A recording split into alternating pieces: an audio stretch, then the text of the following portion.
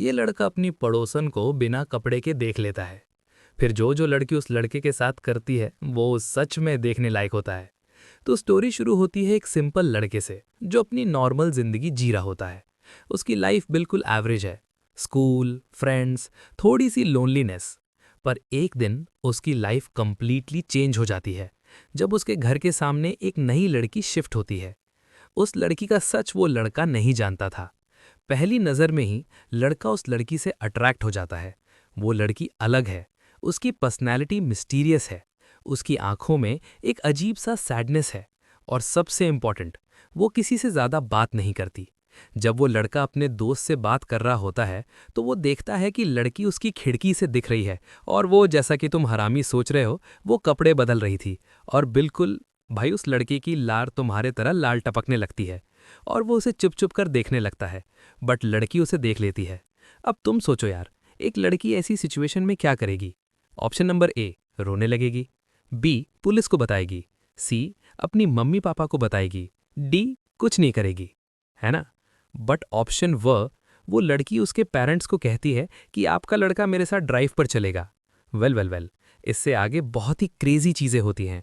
दरअसल लड़की के दिमाग में या पिछवाड़े में चुल होती है और वो लड़के से पूछती है, तुमने जो भी देखा क्या तुम्हें बढ़िया लगा? शायद तक वो लड़के से अपने अंगों का रिव्यू चाहती थी। बट लड़का कहता है, दीदी ये तो सिर्फ एक एक्सीडेंट था। तो दीदी बोलती है, फिर अब हम क्या करें? यू सॉ मी, यानी तुमने तो मेरे अनमोल अंग देख लिए। और दीदी फिर उस लड़के को बिना वस्त्र के खड़ा करके, भाई भाई बाथरूम में वीडियो छोड़ के मत जाना, पहले सब्सक्राइब लाइक तो कर दे। ओके ओके ओके, चलो बताता हूँ आगे क्या हुआ। लगता है भाई का बैठ गया। वो दीदी लड़के को बिना वस्त्र के कार के आगे लाती है और उसके कपड़े लेकर कार भगाकर चली जाती है। मतलब प्यार में दर्द तो है भाई। भाई की इतनी इज्जत लूटने के बाद भाई भी मौके पर चौका मार देता है। नहीं भाई, वो उसके साथ बिस्तर गर्म नहीं करता। उसमें थोड़ा टाइम लगता है, एक प्रोसेस होती है, एक आर्ट होती है। ऐसे थोड़ी ना। फिर वो लड़की को पूछता है कि क्या आपका कोई बॉयफ्रेंड तो नहीं है? दीदी बोलती है, नो। लड़का पहले दूर से ऑब्जर्व करता है, फिर धीरे धीरे उससे बात करने की कोशिश करता है। पहली कॉन्वर्जेशन थोड़ी ऑकवर्ड होती है, लेकिन धीरे धीरे वो दोनों क्लोज होने लगते हैं। फिर हम देखते हैं कि जब लड़का अपनी क्लास में होता है तो लड़की उसे बुला लाती है। फिर वो दोनों स्विमिंग पूल में जाते हैं और वहाँ पर भी एंजॉय करने लगते हैं। बट फिर उन्हें रियलाइज़ होता है कि ये स्विमिंग पूल तो उनके प्रिंसिपल का होता है। और फिर दोनों भागकर लड़के के हवासी दोस्तों के पास चले जाते हैं। और फिर लड़की दरवाजे पर होती है और कहती है कि मैं पूरी गीली हूँ, क्या मैं अंदर आ सकती हूँ? है बिल्कुल जैसा तुम्हारा रिएक्शन है वैसा ही उसके हवासी दोस्त का था। दरअसल वो दोनों हवासी दोस्तों से मजाक कर रहे थे। लड़की को पीछे से चलता देख वो कहते हैं। उसके बाद वो दोनों एक पार्टी में जाते हैं और वहां पर ही लड़का लड़की को किस कर देता है। इसके बाद लड़का अपने आप को सबका बाप समझने लगता है। पर उसे फिर उसका हवासी दोस्त उससे नीचे लाता है और बताता है कि जिसे तुम माल समझ रहे हो वो माल पर पिचकारी तुम ही नहीं, सारी दुनिया चलाती है, क्योंकि वो लड़की एक्चुअल में एक पॉर्न स्टार होती है। ये सुनते ही लड़के के तोते उड़ जाते हैं। पर उसका हवासी दोस्त उससे कहता है कि अगर वो पॉर्न स्टार है तो क्या हुआ, तुम जो चाहो वो उससे करा सकता हो। उसके बाद लड़के की माँ लड़के की बचपन की उसके छोटे नूनू वाली फोटो उसके पड़ोसन को दिखा रही होती है। लड़का लड़की को घुमाने के लिए कहता है और वो उसके बाद उसे एक होटल के रूम में ले जाता है और उसे गोड़ी बनने के लिए कहता है। ये सुनकर पड़ोसन भी समझ जाती है कि लड़का उससे क्या कहता है। उसके बाद लड़की भी अपने अंग प्रदर्शन करने लगती है और उसे कहती है कि तुम यही चाहते थे ना, और वो वहां से गुस्सा होकर चली जाती है। अगला दिन हम देखते हैं कि लड़का लड़की के घर पर माफी मांगने जाता है, पर उसे वहां एक और लड़का दिखाई देता है जिसका नाम पंडू होता है। लड़का उससे पूछता है कि तुम मेरी पड़ोसन को कैसे जानते हो?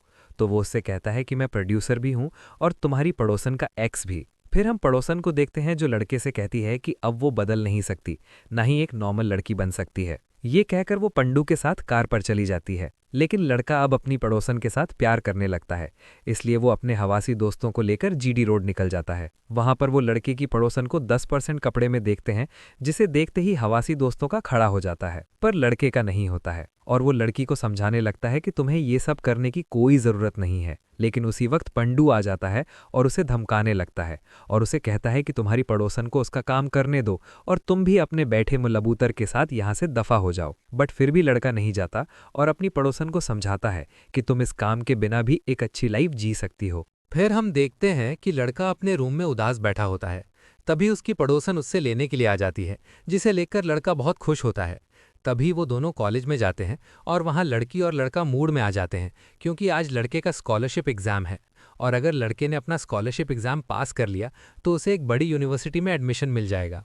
लड़का एग्ज़ाम दे ही रहा होता है कि उसी वक्त पंडू आ जाता है और उसे एग्ज़ाम हॉल से खींच कर लेकर जाता है, क्योंकि उसने पार्टी के बीच में आकर उसके $3000 का लॉस कर दिया था।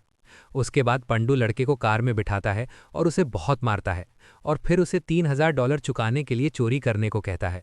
जब लड़का चोरी कर रहा होता है तो पंडू पुलिस को फ़ोन कर देता है, जिसके बाद पुलिस आ जाती है। लड़का पकड़े ही जाना वाला होता है कि तभी लड़के के हवसी दोस्त आ जाते हैं और उसे बचा लेते हैं। उसके बाद हम देखते हैं कि लड़का अपनी पड़ोसन के साथ कॉलेज में जाता है, क्योंकि उसे स्पीच देनी होती है, पर लड़के ने ड्रग्स ले रखे थे, जिस कारण वे उल्ट-पटक बातें बोलने लगता है और उसे स्कॉलरशिप नहीं मिलती है। इसके बाद हम देखते हैं कि जब लड़का बैंक जाता है तो उसने जो $25,000 का जो फंड बैंक से लिया था वो पंडू ले जाता है। उसके बाद लड़के की फटके 4 हो जाती है और वो सब अपने दोस्तों को बताता है कि पंडू ने उसकी कैसे मारी। फिर लड़का और लड़के के हवसी दोस्त प्लान बनाते हैं कि जिस तरह पंडू ने मारी हम भी उसकी मारेंगे, पर हम उसकी साथ में मारेंगे। फिर लड़का एक हलवा आदमी के साथ मिलता है जो पांडू की तरह ही एक प्रोड्यूसर होता है। फिर वो पांडू की सारी बातें उससे बताता है और उसने उसके घर से एक चीज़ भी चुराई थी वो भी उसे वापस कर देता है। उसके बाद लड़का प्रोड्यूसर से डील करता है कि अगर वो उसे $25,000 देगा तो फिर वो उन्हें वर्ल्ड की बेस्ट पॉर्न वीडियो बना कर देगा। इसके बाद अरे भाई, अगर आपने फिल्मी रोमियो को अभी तक सब्सक्राइब नहीं किया तो क्या कर रहे हो? वीडियो पसंद आई तो लाइक शेयर कमेंट्स भी कर देना है। उसके बाद वो सारे लोग वीडियो बनाने में लग जाते हैं और वहां पर लड़के की पड़ोसन भी अपने हॉटी हॉटी पॉर्न स्टार दोस्तों को ले आती है। इसके बाद वो सब एक पार्टी में एंटर करते हैं जहां सारे लोग बस उन्हें ही देख रहे होते हैं। फिर वहां पर लड़के के क्लासमेट आ जाते हैं, जिसके बाद लड़का बोलता है कि क्या तुम इनके साथ घप-घप करना चाहोगे? तो वो हाँ कर देते हैं। अगले दिन लड़के के दोस्त का फोन आता है और वो उससे बताता है कि हमारी वीडियो को किसी ने चोरी कर लिया है, और वो चोर कोई और नहीं पांडू ही होता है। पांडू लड़के को धमकी देता है कि तुम इस वीडियो की आधी कमाई मुझे दोगे, नहीं तो मैं इस वीडियो को तुम्हारे मॉम, डैड, टीचर्स और प्रिंसिपल को दिखा दूंगा।